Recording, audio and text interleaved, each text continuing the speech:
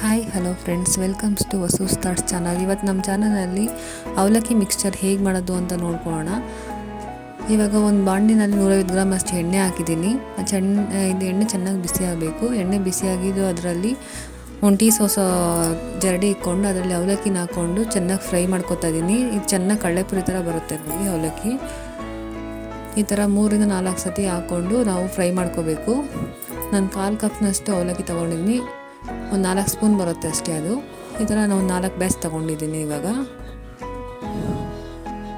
ಅದನ್ನು ಸೈಡ್ ಇಟ್ಕೊಳ್ಳೋಣ. ಇವಾಗ ಅದೇ ಬಾಣಲೆಯಲ್ಲಿ 1 ಸ್ಪೂನಷ್ಟು ಎಣ್ಣೆ ಹಾಕೋತಾ ಇದ್ದೀನಿ. ಎಣ್ಣೆ ಕಾದಿದ್ದು ಅದಕ್ಕೆ ಸಾಸಿವೆ, ಕಡಲೆಬೇಳೆ, ಉದ್ದಿನಬೇಳೆ ಮತ್ತು ಕರಿಬೇವು ಹಾಕೋತಾ ಇದ್ದೀನಿ. ಇದಕ್ಕೆ ಬೆಳ್ಳುಳ್ಳಿ ಜಜ್ಜಿ ಸೇರಿಸ್ಕೊಂಡು ಇನ್ನೂ ಚೆನ್ನಾಗಿರುತ್ತೆ. ಇವಾಗ ಇದನ್ನೆಲ್ಲ ಸೇರಿಸಿ ಚೆನ್ನಾಗಿ ಫ್ರೈ ಮಾಡ್ಕೊಳ್ಳೋಣ. ಒಂದು ಸ್ವಲ್ಪ ಚಿಟಿಕೆ ಅರಿಶಿನ ಪುಡಿ ಹಾಕ್ಕೊಂಡು ಫ್ರೈ ಮಾಡ್ಕೊತಾ ಇದ್ದೀನಿ. ಜೊತೆಗೆ ಇವಾಗ ಹುರಿದಿಟ್ಟಿರೋಂಥ ಅವಲಕ್ಕಿನ ಹಾಕ್ಕೊಂಡು ಚೆನ್ನಾಗಿ ಕಲಿಸ್ಕೋಬೇಕು. ಆದಷ್ಟು ಎಣ್ಣೆ ಕಮ್ಮಿ ಹಾಕ್ಕೊಳ್ಳಿ. ಎಣ್ಣೆ ಜಾಸ್ತಿ ಹಾಕ್ಕೊಂಡ್ರೆ ಎಣ್ಣೆ ಥರ ಇರುತ್ತೆ. ಇವಾಗ ಇದರಲ್ಲಿ ಹುರಿದಿಟ್ಟಿರೋಂಥ ಕಡಲೆ ಬೀಜ ಸೇರಿಸ್ಕೊತಾ ಇದ್ದೀನಿ. ಜೊತೆಗೆ 1/4 ಟೀ ಸ್ಪೂನಷ್ಟು ಅಚ್ಚಕಾರದ ಪುಡಿ, ಒಂದು ಅರ್ಧ ಟೀ ಸ್ಪೂನಷ್ಟು ಉಪ್ಪು ಹಾಕ್ಕೊಂಡು ಚೆನ್ನಾಗಿ ಬೆರೆಸ್ಕೊತಾ ಇದ್ದೀನಿ. ಇದನ್ನು ಚೆನ್ನಾಗಿ ಆರಕ್ಕೆ ಬಿಡಬೇಕು.